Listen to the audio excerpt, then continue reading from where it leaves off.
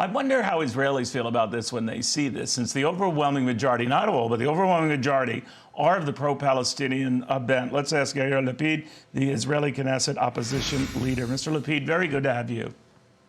Thank you, Neil. Thank you for having me. No, thank you. So let me ask you, how do you feel, sorry, I mean, regardless of the politics, we'll get into your thoughts on Benjamin Netanyahu, whether you should go, but on these protests that increasingly are of the pro-Palestinian bent, not pro-Israeli. Now, there are many pro-Israeli measures. I don't mean to say it's that, you know, your country isn't being represented here, but overwhelmingly it's against Israel. So does that bother you? Yes, of course it does. I mean, hundreds of thousands of our people were slaughtered, babies were beheaded, people were burned alive. We have 239 people who were abducted, including Abigail, who's 3 years old, and Kfir, who's 10-month-old. And they're going there and shouting what? That they want more people to die? All those people who are marching and saying free Palestine, I have a suggestion for them. It's an old one, it's not mine. If the Palestinians will lay down their weapons and stop killing Jews, they will have a state. If we will lay down our weapons, we will be killed until the last one of us. And this is why we are protecting ourselves.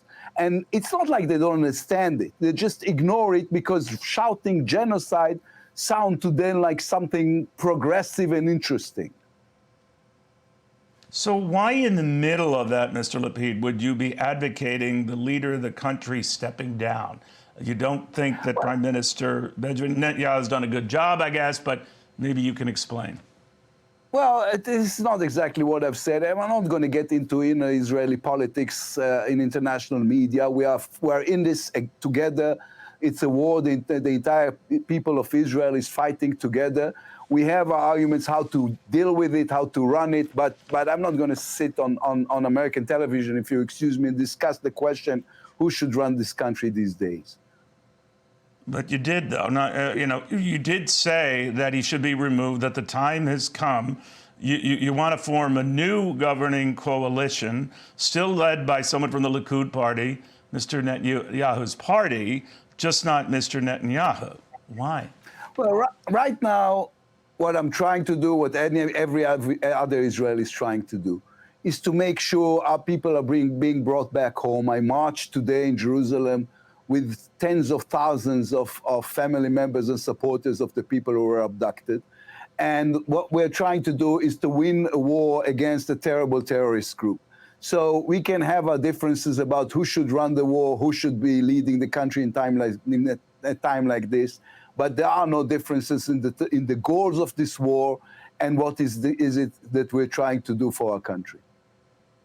I think even Benjamin Netanyahu's key advisor, senior advisor, Mark Regev, agreed with what you probably just said, and that the battle that you're waging is the important one.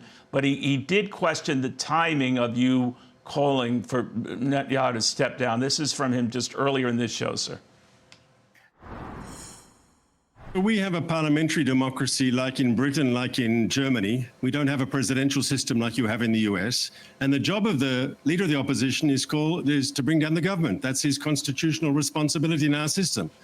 But I think what is important to remember is that since this terrible October 7th massacre of our people, you've seen a sense of common purpose and unity in Israel like never before. And the truth is, not Mr. Lapid himself, but other major parties from the opposition have actually joined the government in this emergency wartime coalition because there's a sense that, look, the first thing we've got to do is we've got to defeat Hamas. You know, Mr. Lapid, a lot of people can well understand the growing frustration that Israel faces dealing with, you know, Hamas, and then the fact that Hamas even seems to be winning the PR war, you know, and that just blows people's minds away. But is this part of that there's frustration here, that you're feeling frustration? Well, I will follow up on what Mark was saying. This is a reminder to the fact that Israel is a vibrant and a vital democracy in the Middle, and the only democracy in the Middle East. And this is what we do in democracies. We discuss things, we have our inner fights, but in the end of the road, what we are doing now, we're doing together, which is fighting Hamas, this terrible terror, ISIS-like terror organization, and trying to get our babies back home. This is the only thing that we really care about.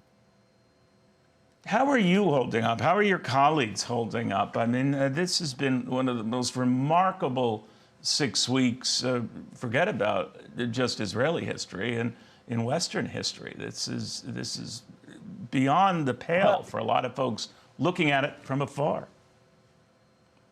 Well, so this is so nice of you to ask. Not great. I don't remember myself as sad as this in my entire life. You know, I'm the son of a Holocaust survivor, and for the first time since he died 15 years ago, I was happy he's not here to see this, because these are Holocaust-like visuals. And I mean, today even I had to run twice to the shelter work because we had sirens. So these are difficult times to be here, but we are strong. And we appreciate the friendship that we feel from the United States. It's amazing, though, this wave. I mean, you show the protesters, but we are also seeing the size and the amount and the magnitude of the support that Israel is getting these days. And this is extremely helpful, both emotionally and practically. Mr. Lapid, thank you for taking the time. These are very difficult times, I understand, sir, and we appreciate you sharing how you're feeling through all of this. Thank you. Thank you. Thank you, Mike. I'm Steve Doocy. I'm Brian Kilmeade. And I'm Ainsley Earhart. And click here to subscribe to the Fox News YouTube page to catch our hottest interviews and most compelling analysis.